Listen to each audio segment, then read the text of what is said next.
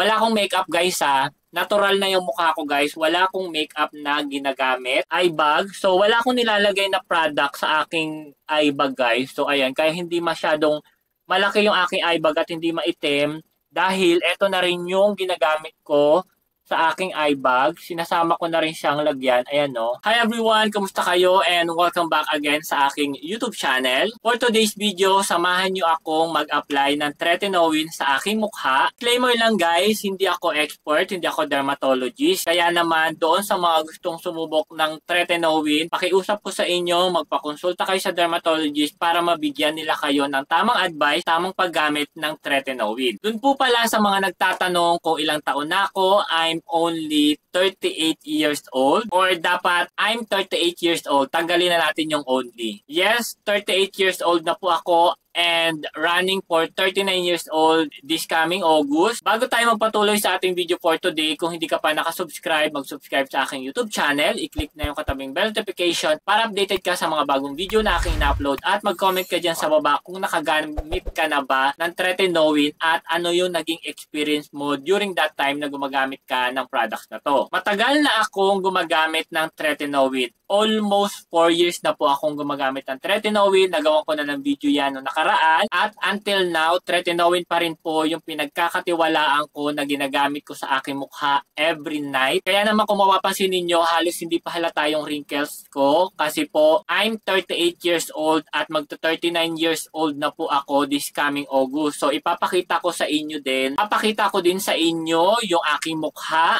at habang tayo ay nag-a-apply ng tretinoin at eto yung tretinoin na ginagamit ko. So etong tretinoin na to nabili ko sa Lazada ng 345 pesos or 365 pesos. Meron na siyang 100 grams or 100 ml. Good for 3 months na siya guys kasi hanggang leeg nag-a-apply ako ng tretinoin kaya kung mapapansin ninyo medyo makintab yung leeg ko kasi ina-applyan ko rin siya ng tretinoin. Makaka-experience lang kayo dito ng very light na pamamalat at medyo mamumula yung mukha ninyo. Kaya mas advisable na kung gagamit kayo ng tretinoin, make sure ninyo na kayo po ay gagamit ng moisturizer and gagamit kayo ng sunscreen sa umaga para makaiwas na sa sunburn at makaiwas na rin po sa melasma. Ang tamang paggamit po ng tretinoin is 3 times a week or every other day. Pero sa cases ko, every night akong nagtetretinoin at nagpapahinga lang ako ng 2 araw sa loob ng 1 linggo. Ito lang talaga yung ginagamit ko guys. So ayan no, halos paubos na nga siya or halos nangangalahati na yung laman niya. So ganyan yung itsura niya. Medyo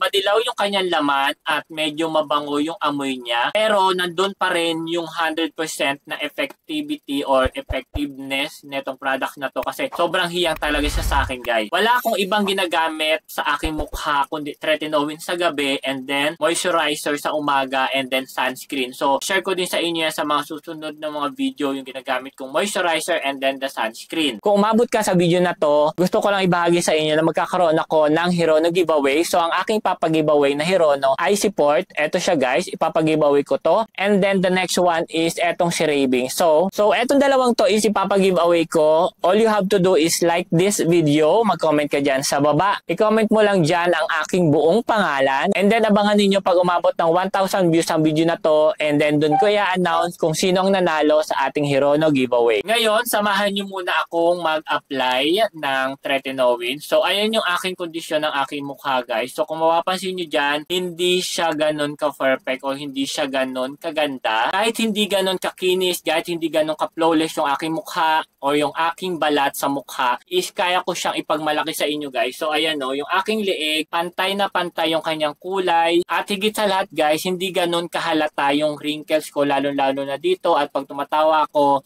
alam niyo yon. So ayun, so hindi ako gumagamit ng kung ano-anong mga products, kundi tretinoin lang. Kahit hindi ganun ka-perfect yung aking mukha, kaya ko siyang ipagmalaki sa inyo. As in, 38 years old na po ko, pero hindi halata yung aking wrinkles. So, ayan guys, so inaalagaan ko talaga yung aking mukha. Kaya naman, doon sa mga gustong sumubok ng tretinoin guys, so ayan, magpa-consult kayo sa dermatologist. Wala akong makeup guys ha. natural na yung mukha ko guys. Wala akong makeup na ginagamit. Hindi ako pa ng mga makeup o hindi ako kagaya ng mga ibang nagre-review ng mga skincare product na gumagamit pa ng makeup bago sila mag-video. Ako hindi po ako gumagamit ng makeup. I hate makeup. So ayan, maglalagay lang ako dito ng konti and then dito, tapos dito sa noo, ayan, dito, dito, and then sa aking leeg, sa aking jawline, ayan. Sa likod ng aking leeg, nag-a-apply din ako. After ko silang malagyan, spread out ko na lang siya guys. Ayan. No-cover up ko kahit yung aking eye bag. So wala akong nilalagay na product sa aking eye bag guys. So ayan, kaya hindi masyadong malaki yung aking eye bag at hindi maitim dahil eto na rin yung ginagamit ko sa aking eye bag. Sinasama ko na rin siyang lagyan. Ayan no. Ayan, nararamdaman ko na medyo may hapdi siya ng konti guys kasi ganun talaga yung effect ng tretinoin pag continuous mo siyang ginagamit tapos napansin niyo na medyo namamalat na siya.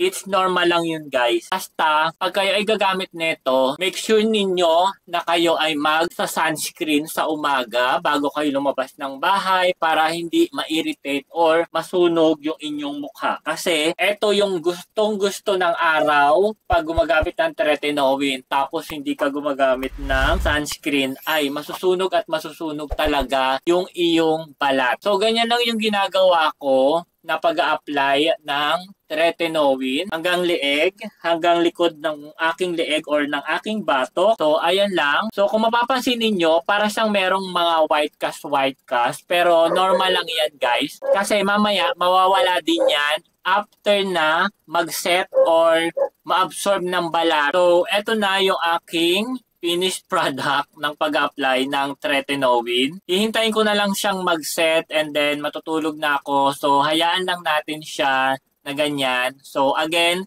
dun sa mga gustong sumubok ng product na to, make sure ninyo na magpakonsulta kayo sa dermatologist bago nyo gamitin ito. Kasi mahirap na baka kung anong mangyari sa inyong mukha, lalo-lalo na doon sa mga first timer pa lang nagagamit ng tretinoin. Yan, ayan, yung aking mukha. So, ipapakita ko sa inyo. So, ganyan siya guys. Medyo nakakaramdam ako ng medyo mahapdi ng konti. But anyway, okay lang yan guys. Kasi yung isa sa pinaka-side effect ng tretinoin pag continuous nyo siyang ginagamit. So, yun lang yung aking video for today. Maraming salamat. Again, doon sa mga gustong gumamit ng tretinoin, ilalagay ko sa description box sa baba kung saan ko siya binili. Pero make sure ninyo na kayo ay magpakonsulta sa dermatologist bago niyo siya gamitin. And then, hindi lang anti-wrinkles yung kaya niyang gamutin. Kaya niya rin gamutin yung mga severe acne, lalo-lalo na yung mga mararaming tagyawat and blackheads at saka whiteheads. Kaya sobrang ganda ng tretinoin kung kayo ay magpapakonsulta sa dermatologist. So yun lang yung aking video for today. Maraming salamat at magkita-kita ulit po tayo sa ating susunod na vlog. Huwag niyo kalimutan mag-subscribe, i-click yung katabing bell notification para updated kayo sa mga bagong video na aking ina-upload. And again, see you on the next vlog. Bye!